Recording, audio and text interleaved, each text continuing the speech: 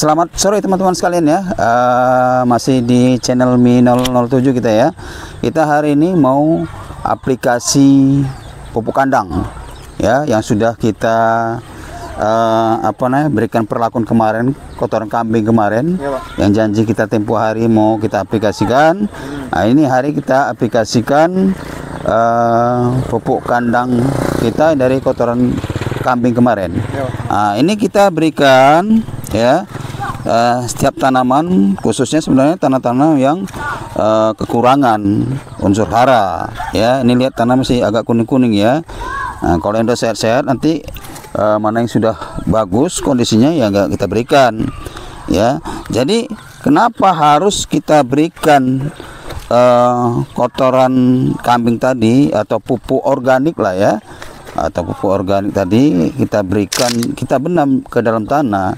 Ini kita berikan di dua sisi ya. Jadi ada beberapa keuntungannya kalau kita benamkan ini pupuk organik ini tadi, pupuk kotoran kambing yang sudah kita fermentasi tadi, kita benam. Tujuannya ialah degradasi daripada kotoran tadi atau pupuk tadi ya, dalam butir itu lebih cepat dia ya, karena ada mikroorganisme di dalam tanah tadi kan. Selanjutnya yang kedua, dengan dibenam tadi ya, ketersediaan unsur haranya lebih tinggi. Yang ketiga, dia minim kehilangan nutrisi ya kan. Dan yang keempat, mempengaruhi daripada struktur tanah itu sendiri ya. Struktur tanah maksudnya agregat tanah itu nanti dengan diberikannya bahan organik, tanah itu lebih beragregat, lebih porositas airnya itu lebih baik lah gitu ya, lebih kuat dia menahan air macam lah ya. Jadi intinya dia struktur tanah itu lebih baik, jadi tanah itu lebih sehat ya. Jadi kalau kita gimana kalau kita tebar di permukaan tanah? Kalau ditebar di permukaan tanah, dia kebalikannya, degradasinya lebih lambat dia. Maksudnya pelapukan daripada bahan organik atau pupuk kandang yang kita berikan tadi, dia lebih lambat karena di permukaan tanah kan. Yang kedua, aktivitas mikroorganisme ya kan.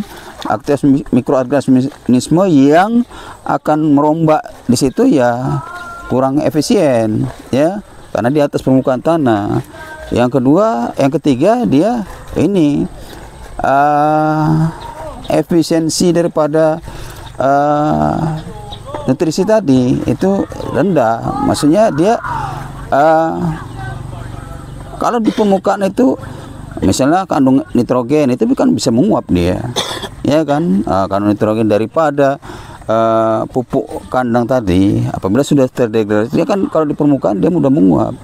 Yang keempat, dia kalau dia dikasih ke permukaan tanah dia pengaruh terhadap gulma, nanti makin banyak rumput-rumput yang tumbuh di permukaan tanah, biasanya seperti itu, sehingga makin menyulitkan kita lagi kan untuk melakukan weeding atau upkeep atau perawatan daripada tanaman itu yang berada di polybag.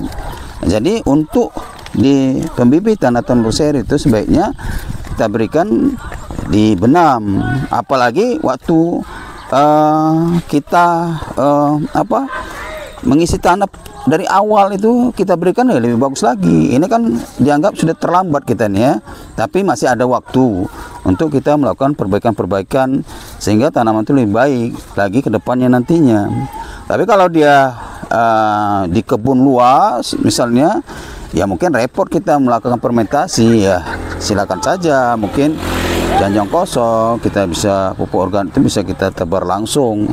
Mungkin mengingat kos juga kalau dia dalam skala luas. Tapi kalau dia ini waktu bibitan kita ini kan singkat ya kan, paling lama kita harapkan setahun ya kan. Makanya kita harus semaksimal mungkin memberikan makanan, perawatan daripada tanaman ini ya.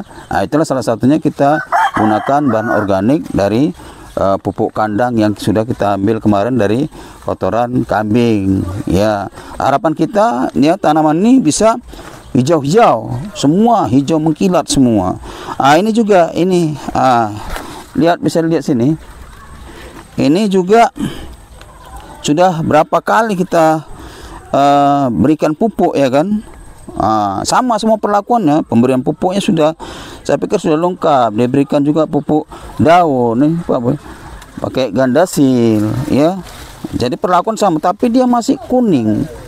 Ini nanti kita lihat perubahannya, ditandain ya. Kita lihat nanti dengan pemberian bahan organik atau pupuk kandang dari kotoran kambing ini ya. Kalau memang dia nanti ini, saya yakin dia akan berubah ini nanti ya. Nanti kita lihat, kita berikan informasinya lah kepada teman-teman sekalian bahwa memang adanya perubahan yang lebih baik lagi ya. Karena ini saya pun juga sudah kadang-kadang habis akal juga ya kan, karena perlakuannya sama, sudah kita berikan, dia daunnya masih kuning ya. Lihat ini ya.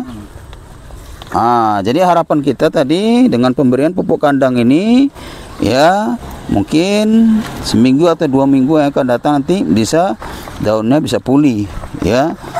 Jadi saran saya kepada teman-teman sekalian ya, bila mau buat bibitan nantinya ya kan, sebaiknya memang kita gunakan bahan organik ya, biayanya lebih murah dan tanaman lebih subur ya. Sebenarnya ya sebaiknya kita lebih banyak menggunakan bahan organik daripada ini pupuk anorganik ya kan, karena pupuk anorganik yang kita berikan itu kan biayanya kan lebih mahal ya kan. Ini saya bilang tadi,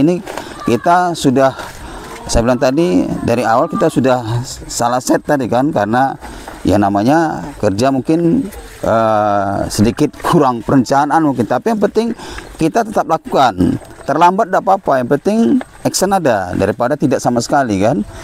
Itu aja saran saya kepada teman-teman, bila mau buka bibitan lagi misalnya ya kan, sebaiknya gunakanlah pupuk kandang atau bahan organik supaya tanaman itu lebih baik nanti hasilnya. Kalau di lapangan bisa juga kita lakukan. Kalau ada bahan organik kita untuk di lapangan, bisa kita aplikasi ya pada teman-teman yang punya kebun sawit misalnya, ya bagus juga. Cuma nanti perlakuannya beda lagi ya. Saya pikir itu aja ya, udah cukup jelas lah ya teman-teman. Jadi kalau memang kira-kira teman-teman ada yang kurang jelas, mau ditanyakan atau sharing ya, silakan tulis di kolom komentar ya. Dan kami juga berharap kepada teman-teman ya, mohon bantuannya untuk subscribe, like, comment, and share supaya kami tambah semangat lagi ya, memberikan konten-konten edukasi kepada teman-teman sekalian. Kita sama-sama saling berbagi ya. Kami juga tidak merasa paling pintar, tidak juga ya. Berbagi ilmu yang ada kita bagikan kepada teman-teman sekalian ya. Mudah-mudahan ya apa yang disampaikan bermanfaat kepada teman-teman sekalian. Oke ya, sukses selalu. Terima kasih.